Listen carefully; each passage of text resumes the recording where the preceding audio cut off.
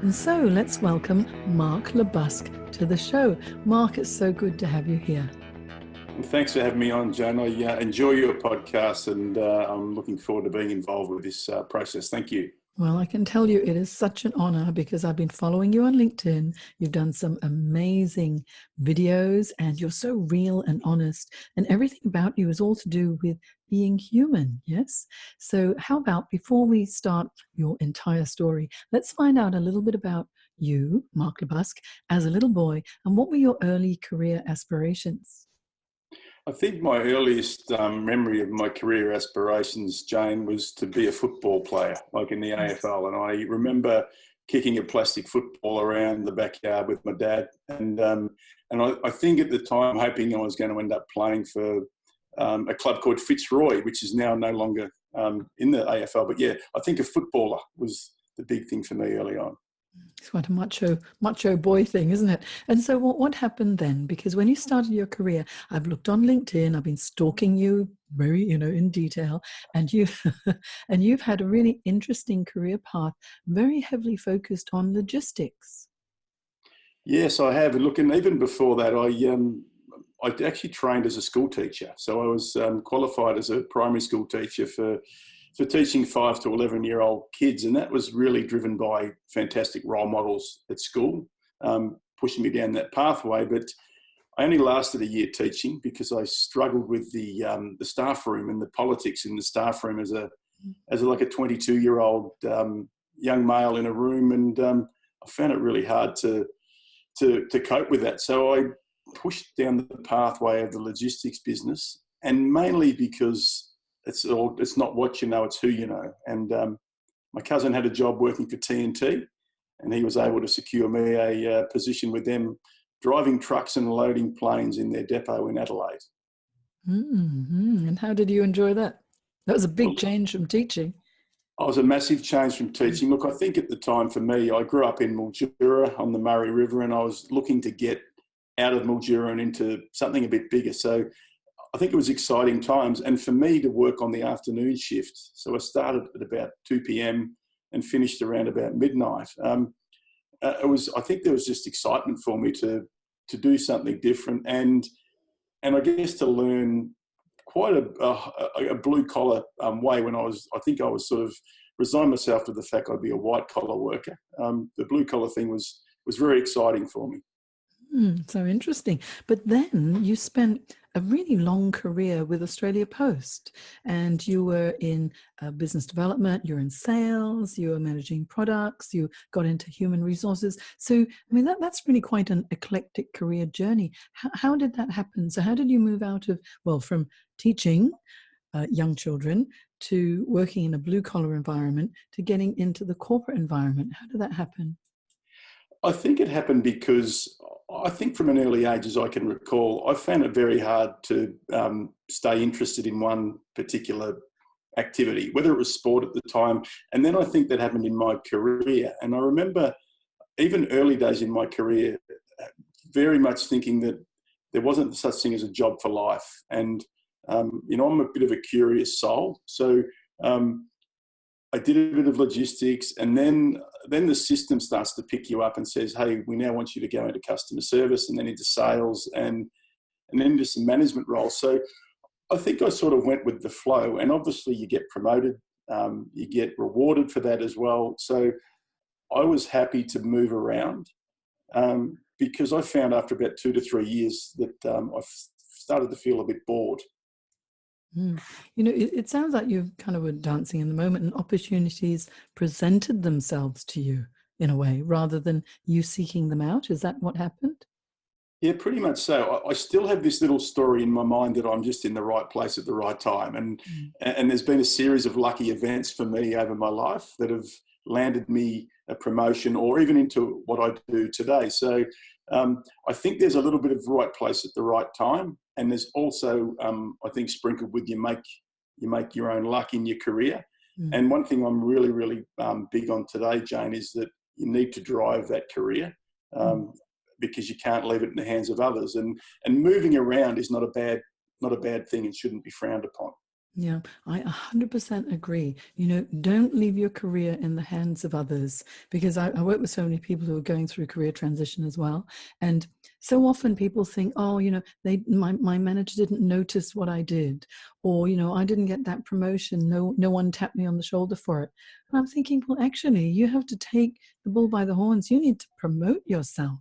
You need to actually say, hey, what about me? Or maybe volunteer for special projects so that you can develop your skill sets, and then take control of your career so that you get that experience. Yeah. And so Yes, for you, sorry, yes, look, carry on. okay, I certainly agree with you on that. I coach a few people today who said I was waiting and then I was surprised because somebody else got the role, and I say I bet that person was working damn hard on improving themselves and promoting themselves, and in some respects, you know, doing that upwards management that helps them to network. So, you know, that space you work in is fascinating to me as well, and I'm sure you come up across a whole lot of those types of people. Yeah. Well, the thing is most of us don't like to self-promote. We feel uncomfortable with it. But to be quite honest, and today I did a workshop and it was all about, hey, you guys better self-promote. And they didn't want to even talk about themselves. And I said, how are people supposed to know what you can do? It's not who you know, it's who knows what you can do. And so Yes. obviously you must have developed some really good relationships as well. So people knew you, they got to like you, they trusted you, they figured, hey, Mark can do this. And then they gave you the opportunities and you thought, well, why not give it a go? Because you especially in Australia Post, you had so many different roles and obviously were very successful in those roles. And so you've had like a long corporate career, and you know, from teaching to blue collar work to going into corporate. It's quite interesting. And then once we get to round about 2014, that's when you made a change, yes? Yes, I did. Yeah. So tell me that story. What happened? Okay, there's a couple of things there. I'm going to first of all say that my passion for teaching and helping others learn, it never went away. So um, what I sort of think happened was about a 25-year circle for me. It took me back to my passion, which is about helping people to learn and be the best version of themselves. A chain of events got me to where I ended up, which I think the first thing was, in my last role as a senior sales director, I ran an experiment in the business where I asked myself a question, which was, what would happen if I treated my people more like human beings in the workplace? So for 2 years, I ran an experiment which ended up with some amazing results around engagement. I'm going to say happiness of my people, and then finally business results. And I started to have an inkling that there was something more in this, and that potentially it could be something I could commercialize. So I then went into HR. I'd always had a passion for the people stuff, and look, Australia Post were very good to me. They gave me about 16 months to do work which is not dissimilar to the work that I do today. And I was just speaking to a client today, and it gave me an inkling on two things, Jane. One was I any good at this work? And the second thing was, did I love it? And I think I ticked both boxes. So they had a round of redundancies coming up, and I took a redundancy and stepped out on October the 1st, 2014 into this whole new world, which I'm going to say early on terrified me, scared me. It also left me feeling, I'm going to say, a strong loss around belonging to a tribe, because I was a business of one now. And those initial 6 to 9 months were quite daunting, I think, and I started to doubt whether or not I had the ability to transition out of, you know, a fortnightly paycheck into an entrepreneurial, you know, start yourself up and go. So, you know, elation, fear, a whole lot of things were happening at the one time. Yeah. You know, it's redundancy can really throw you for a loop if you weren't expecting it. Sometimes we get a little bit of time, so we think, oh, something's going to change. But when the you're actually notified, it can be very, very daunting, can't it? Because it's a decision that isn't always yours. If you were offered a voluntary redundancy, that's one thing. But if it's like, oh, sorry, mate, this is what's happening, and you've got to go, then it's like, okay, thanks a lot. I've been here for 11 years. Best years of my life. so often people tend to think it's like a big breakup, isn't it? And you go through that whole gamut of feelings of, like denial and fear and anger and bargaining, and maybe I could have done something different. And yet, at the end of the day, there's nothing you can really do about it. It's happened. If you're lucky, you get a good redundancy package that sees you through for a while, and then you've got to take control of your career. So it's either get another job or set up something on your own. So what was it that made you think, entrepreneurship? Yeah, well, look, I had really made a decision. It wasn't so much about what I was going to do at the time. It was what I wasn't going to do. And that was I wasn't going to go back into the corporate world. I just think it was time. I think I'd run my race. And I certainly thought I had an approach to it that really didn't suit the system. So I didn't think there was a choice for me to go back and do it. Plus, I'm sort of late 40s at the time and thinking, hey, I really want to enjoy what I do, and I would like it to be close to purpose, even though it scared the living hell out of me to think I'm just going to walk out and how could I set something up? It was more about what I thought I could bring to the world in a broader sense than just within an organisation. I think, it's funny. A redundancy makes so many people think about their purpose and true passion, or, what am I doing? Because what I found is so often with my clients as well, they don't really know what their true anchor is, their career anchor. And, it could be general managerial anchor or technical functional or challenge or entrepreneurial or dedication to a cause or service. It sounds to me like yours was dedication to a cause or service, right back to the teaching days, which is very much helping others, isn't it? Yeah, And absolutely. then you sort of came full circle and you thought, I really like this human being thing. So often in the corporate world, it does become a bit depersonalized, doesn't it? And I really like this. This is what you have in your LinkedIn profile, if I may read it. So I love this so much. It says, I believe that starting with human being creates more human doing, and that every human being needs to belong. Yes. Oh, I think there's a song in that, Mark. I like that. There's a bit of a tongue twister as well. But it's so true, isn't it? Because that human side of stuff, you tend to really doubt it when there's a redundancy, because you think, well, hey, what about me? What about how I feel? And so for you, you took control of your career and decided to start your own entrepreneurial venture, focusing on human beings being human in the workplace. And this is what you do now, right? Absolutely. And look, I think you talk about pivotal moments. I knew that the work that I'd done with my teams in the corporate, and also when I went to HR, I could see the impact it was having on them, not just in their work life, but outside of their work life. And look, I did some crazy things in corporate, Jane. I actually built non-work related goals into my team's performance plans and put some of their bonus against them. So a goal for self, a goal for family, and a goal for community. And love it. And I just knew that, I could see my people turning up happier. They were getting good results. They were working less hours. Their partners and their kids, whenever I caught up with them, had even made comments about how much more happier and engaged their spouse was. And, I have a real passion for putting the being before the doing, because we have to-do lists that are a mile long. And they're important, don't get me wrong. But we have to start to make choices on how we're going to choose to be when we turn up to do the work that's important. And that's where I start with every client I work with now, is I ask them to create a to-be list. And for me, the top of my to-be list is to be authentic. And that's the way that I guess you read those things.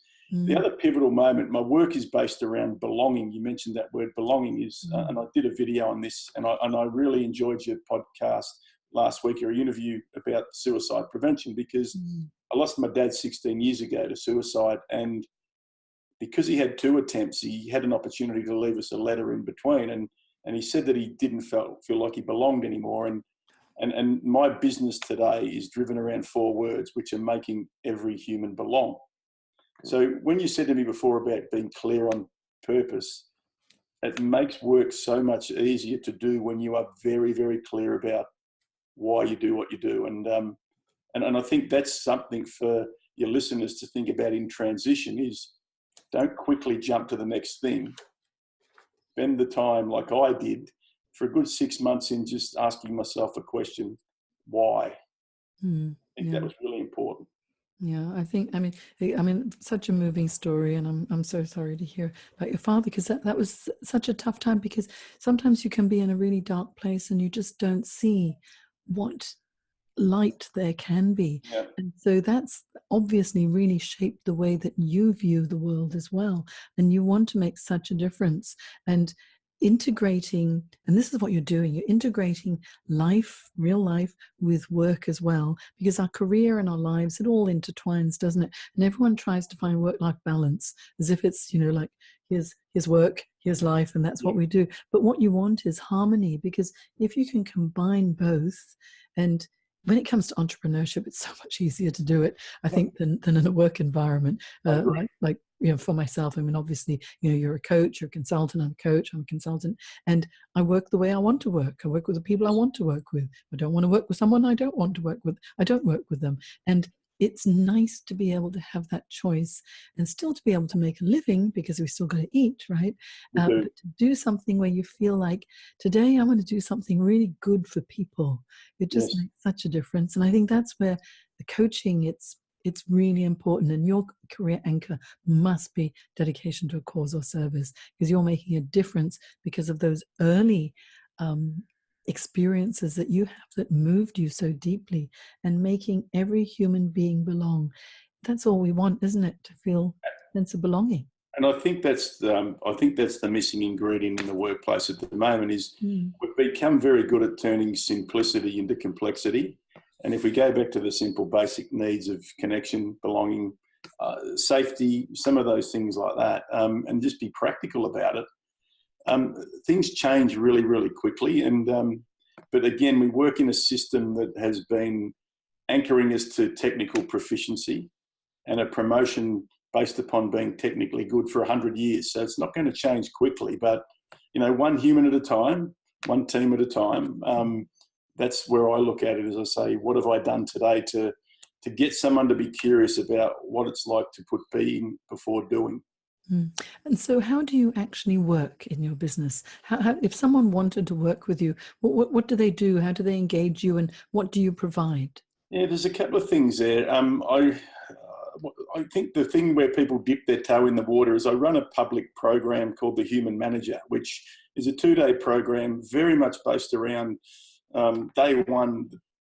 The attendees are spending a lot of time looking in the mirror at themselves and, sharing some of their self-limiting beliefs and what they think they're great at or known for, assessing their management style based around 6 management styles that I look at, and then doing an activity which gets them to look at a self-improvement goal, which may not be work-related, but they then start to uncover why they can't achieve it and what they fear about, getting better at something. So day one's very much about leading self. And day 2 is very much based around my experiment from the workplace, which was the 7 steps to humanise managers. And again, there's simple things like creating a safe space, being clear on purpose. I call it life design. Work-life balance is a myth because work's part of your life. So how do you get better at design?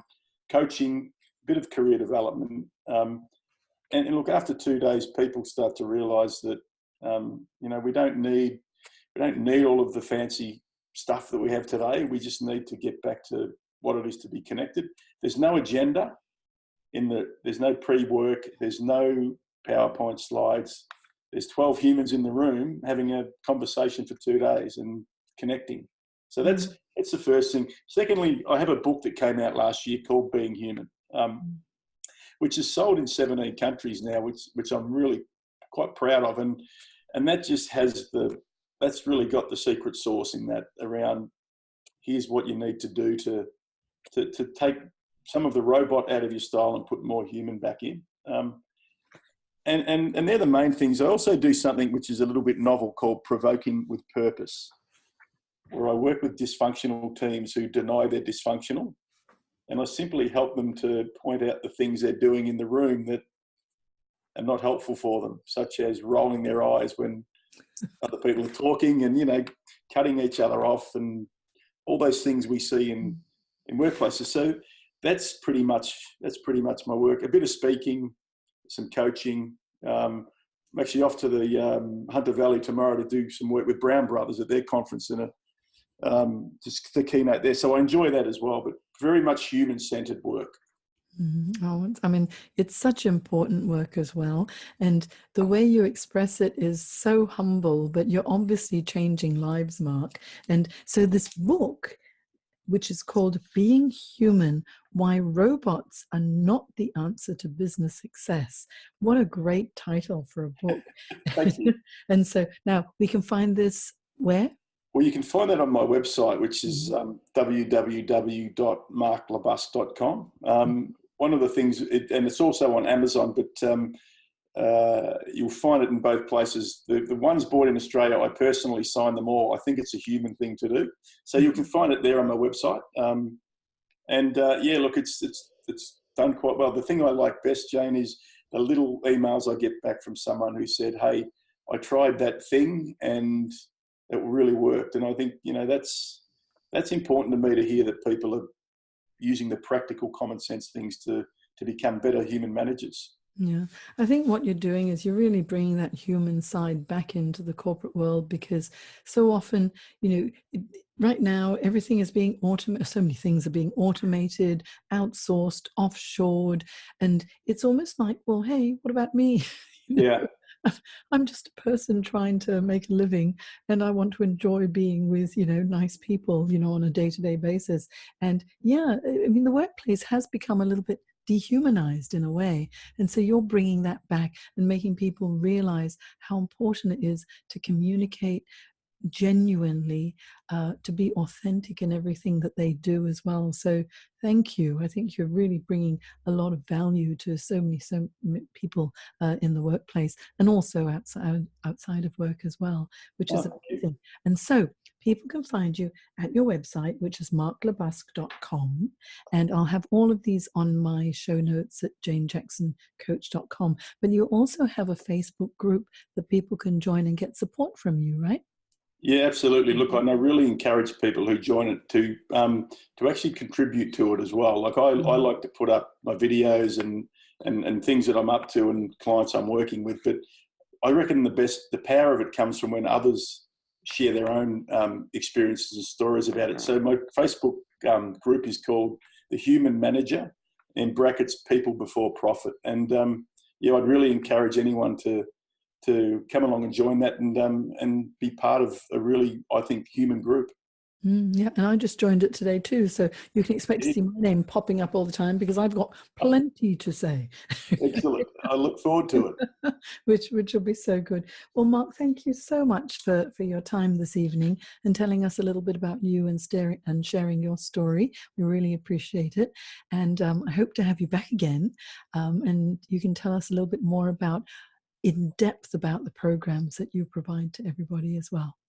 Fantastic. And look, I really think this is great what you're doing in providing this for the listeners. So thank you very much, Jane. I'm humbled to be involved. Well, let's just continue giving to as many people as we possibly can. Thank you so much, Mark. Goodbye. Thank you. Bye.